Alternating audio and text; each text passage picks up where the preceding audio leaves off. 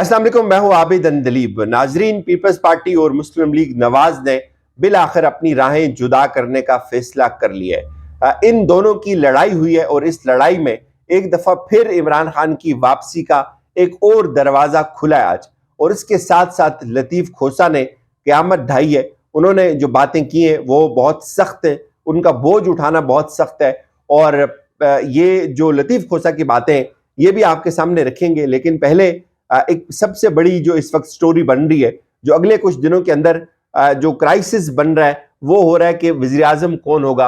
और इसी को लेकर इस वक्त लड़ाई शुरू हुई है दो बड़ी सियासी जमातों में। आसिफ जरदारी साहब ने अपनी पूरी तैयारी कर रखी है और दूसरी तरफ से मुस्लिम लीग नवाज के एक ग्रुप ने शहबाज शरीफ के लिए तैयारी कर रखी है और एक ग्रुप ने नवाज शरीफ के लिए तैयारी कर रखी है। तो ये बज़ाहिर तीन वज़ीर आज़म के उम्मीदवार हैं। अगर आप इन्हीं को देखें, दो पार्टियों के अंदर जो इत्तेहादी हैं, इमरान खान को अभी आप बाहर करें, तहरीक इंसाफ को आप इस मंजर से एक लम्हे के लिए बाहर करके अगर आप एक ही कंपटीशन देखें इत्तेहादियों का, तो जिन इत्तेहादियों ने इमरान खान को इलेक्शन हरा कर पार्लियामेंट के अंदर आकर हुकूमत बनानी है, इनकी अपने अंदर इख्तलाफ इस दर्जे के ऊपर पहुंच गया कि तीन उम्मीदवार बैक वक्त खड़े हो गए। ये तीन उम्मीदवार मिलकर जिन्होंने इमरान खान को हराना था, अब ये एक दूसरे को हराएंगे और अल्टीमेटली इमरान खान वापस आएगा। उसके रास्ते कैसे हमवार हुए, ये तफसील है। इस वक्त जो सबसे ज्यादा खबर चल रही है बहुत सारे हलकों के अंदर वो ये है कि एक जो मॉडल बन रहा है वो ये है कि इलेक्शंस, पीपल्स पार्टी अब ये चाह रही है कि अपने टाइम के ऊपर हो जाएं और नून लीग ये चाहती है कि इलेक्शन अपने टाइम के ऊपर ना हो। और उसकी डिटेल मैंने आपको बताई थी कि नून लीग की ये ख्वाहिश है कि असम्बली अपनी मुद्दत से एक दो दिन पहले तहलील कर ली जाए। अगर 13 अगस्त को असम्बली तहलील होने की डेट है तो ये 10 या 9 अगस्त को तहलील कर ली जाए। और इससे होगा ये कि कम से कम 90 दिन का 3 माह के लिए हुकूमत को निगरान हुकूमत लाने का वक्त मिल जाएगा। और इस दौरान वो ये कहते हैं कि नवाज शरीफ वापस आ जाएंगे। और कुछ लोग ये बात करते हैं कि नहीं, 1.5 साल तक एक आर्जी सेटअप लाया जाए और उसको फिर 1.5 साल तक बढ़ाया जाए और इस दौरान फिर इमरान खान को कार्नर कर लिया जाए और बाकी दो जो बड़ी जमातें होंगी उस वक्त की, उसके बाद उनके दरमियान कंपटीशन करवा लिया जाए।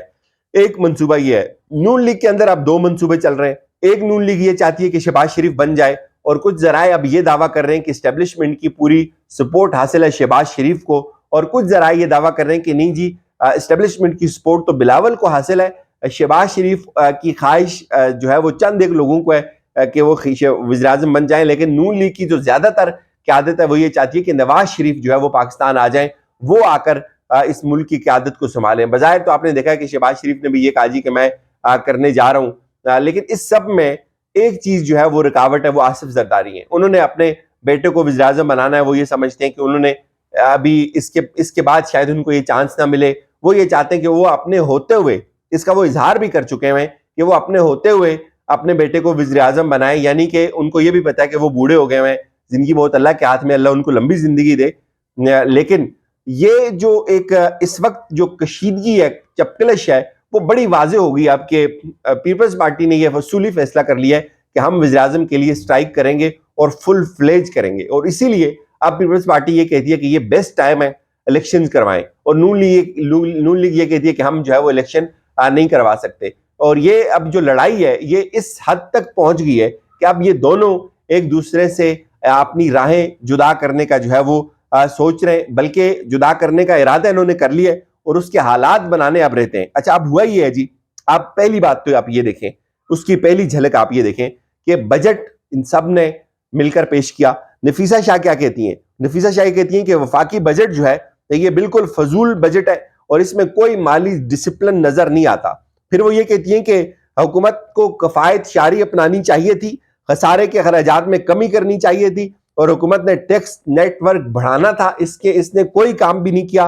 और फिर उन्होंने ये कहा कि ये बिल्कुल फजूल बजट है और जो इजाफा था वो तनख्वाहों के अंदर वो पीपल्स पार्टी ने रखवाया है। अच्छा, ये लड़ाई भी खुलकर सामने आ गई है। ये चलें, आपके लिए शायद इतनी बड़ी बात ना हो। अब आप सुने, आज जलसा था, बिलावल भुट्टो जरदारी साहब का जलसा था, और जलसा था जी सवात के अंदर। और सवात के जलसे की जो फुटेजेस आई हैं उसमें वाज़े तौर पे देखा जा सकता है कि ये बहुत तहस नहस हो गया ये जलसा। इस पावर शो को लोगों ने मुस्तरद कर दिया है और इस फ्रस्ट्रेशन में वो बहुत कुछ बातें उगल गए। अच्छा, बिलावल साहब ने क्या कहा? बिलावल साहब ने यह कहा जी कि आप सुने, उन्होंने ये कहा हम ये चाहते हैं कि इलेक्शन वक्त के ऊपर हो, यानी कि पीपल्स पार्टी ये चाहती है इलेक्शन वक्त। इसका मतलब है कि ये थॉट मौजूद है, उन्होंने इस बात की तस्दीक कर ली कि कुछ लोग ये चाहते हैं कि इलेक्शन वक्त के ऊपर ना हो।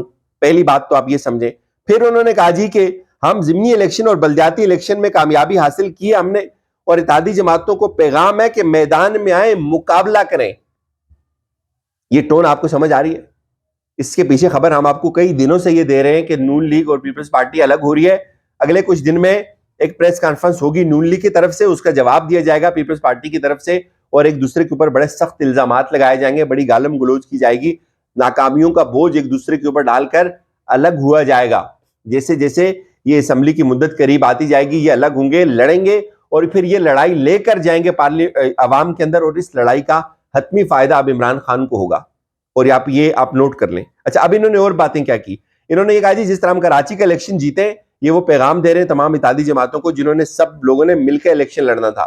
आज भी जो नून लीग की आदत है, उन कुछ लोगों को इदराक हो गया इस बात का कि जरदारी ने ऊपर वाले लेवल पे गेम डाल दिए, लिहाजा हमें जरदारी के साथ सीट एडजस्टमेंट करनी चाहिए। पीपल्स पार्टी के कुछ लोग ये कहते हैं कि हमें जरदारी के बजाय पीटीआई के साथ सीट एडजस्टमेंट करनी चाहिए। और अब ये कहते हैं कि हमने जिस तरह सिंध में कराची में जीता, इसी तरह हम बाकी इलेक्शन जीतेंगे। ये अब ये इन्होंने खुद कह दिया। पहले तो हम कहते थे कि इनका ये डिजाइन है, अब इन्होंने खुद कह दिया। तो ये चैलेंज बराह रास्त किसके लिए? नून लीग के लिए, जिसने सारी जलालतें समेटी हुई और उनके क्रेडिट पे अब कुछ भी नहीं है सिवाय गालियों के। और क्या कहा इन्होंने ये कहा जी कि जरदारी ने कहा कि पीपल्स पार्टी ने अपनी कमेटी वज़ीर आज़म शहबाज शरीफ के पास भेजी थी। कमेटी ने उनको बताया कि बजट में पीपल्स पार्टी का इनपुट कम है। उन्होंने कहा बजट पढ़ रहा था तो हैरान हुआ कि वफाक ने सैलाब मुतासरीन के लिए फंड नहीं रखे। लड़ाई एक दूसरे के साथ दस्तों गिरबा होना शुरू हो गए। एक जगह बैठते हैं, एक जगह बैठ के बजट बनाते हैं, एक जगह बैठ के फैसले करते हैं। इमरान खान को काउंटर करना होता है, एक जगह बैठते हैं। यहां बजट के ऊपर अब लड़ाई शुरू हो गई है। अच्छा, फिर इन्होंने और क्या कहा? ये कहते हैं जी कि 4 साल वफाक में एक हुकूमत मुसल्लत रही, पीटीआई के नजरियाती कारकुनों के लिए हुकूमत में स्पेस नहीं था, गालियां देने वाले वजीर बन जाते थे। और फिर आगे जाकर उन्होंने क्रेडिट लेने की कोशिश की कि ये सब कुछ हमने किया है, और वो अपनी इत्तेहादी जमातों को जो है वो पैगाम दे रहे हैं कि भाई आप मैदान के अंदर आए, मैदान के अंदर उतरकर हमारा जो है वो मुकाबला करें। यानी इससे एक चीज स्टेब्लिश हो गई है कि भाई जो मैदान जो है वो इस वक्त मैदान के अंदर कौन नहीं आना चाह रहा? नून लीग भी नहीं आना चाह रही। और मैदान के अंदर कौन नहीं आना चाह रहा? मैदान के अंदर पीपल्स पार्टी के अलावा और तहरीक इंसाफ के अलावा पीपल्स पार्टी कुछ कंडीशन के साथ आना चाह रही है। तो ये जो लड़ाई है, अब ये लड़ाई फैलती जाएगी। ये इसलिए फैलती जाएगी क्योंकि लड़ाई असल में वो है अगले प्राइम मिनिस्टर के ऊपर।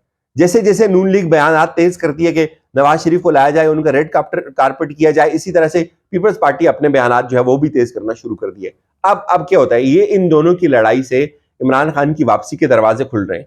ये दोनों जब तक आपस में नहीं लड़ेंगे, इमरान खान की वापसी का रास्ता उस तरह से हमवार नहीं होगा। गो कि उसका वोटर आज भी उसके साथ खड़ा है, लेकिन उसकी लड़ाई, इन दोनों की लड़ाई में इमरान खान को अल्टीमेट जो फायदा वो कैसे होना है, ये बहुत इंपॉर्टेंट है। ये ऐसे होना है कि जब ये लड़ेंगे प्राइम मिनिस्टर के ऊपर तो इस्टेब्लिशमेंट, जाहिर है अब अगर किसी को प्राइम मिनिस्टर बनाना है, जैसे कुछ लोगों ने आज ये दावा किया कि शहबाज शरीफ की बात हो रही है, कुछ लोग ये भी बखबर लोग कहते हैं कि बिलावल, और इसका मैं आई विटनेस हूं। एक साहब से मेरी मुलाकात हुई थी आज से कुछ अर्सा पहले। उन्होंने कहा था जी कि हमने ना यंग लीडरशिप की तरफ जाना है। तो इमरान खान की उम्र तो 75 साल है और बाकी सारे लोग बूढ़े हैं, और यंग लीडरशिप में जो है वो बिलावल है। तो आई वाज थिंकिंग कि हाँ सही हो सकता है भाई, या तो कुछ भी हो सकता है। अच्छा, अब हुआ ये कि वो जब ये एफर्ट करेंगे, जरदारी ने जब ये सारी एफर्ट शुरू की है, तो नून लीग को भी ये पता हो रहा होगा कि भाई ये क्या चल रहा है। लेकिन अब क्या होगा, जिन्होंने बनाना होगा, फॉर एग्जांपल अगर इलेक्शन रिग हो जाते हैं तो वोट कौन डालेगा? अगर इनको ही बनाना है, इतनी धांधली करनी है, तो इनको वोट कौन डालेगा? तो वोट तो इमरान खान को डालेंगे लोग, तो फिर वाई नॉट इमरान खान।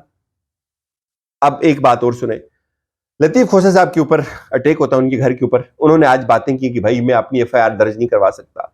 उनका एक जुमला मैं आपके सामने रख देता हूं और फिर इजाजत लेता हूं। उन्होंने कहा जी कि जितना जिना हाउस मुकद्दस है, इतना ही मुकद्दस मेरा घर भी है। और जो एसएचओ होता है, जो आईजी होता है, वो एक एसएचओ होता है। और ये बहुत अफसोसनाक है। बहरहाल आज जो बातें लतीफ खोसा साहब तो वकील है, एतजाज एहसन साहब ने की है, मेरे ख्याल में उसके ऊपर भी एक वीडियो करनी चाहिए। वो भी तफसील आपके सामने रखेंगे, बड़ी इंटरेस्टिंग है। इजाजत दीजिए, अपना ख्याल रखिएगा। खुदा हाफिज।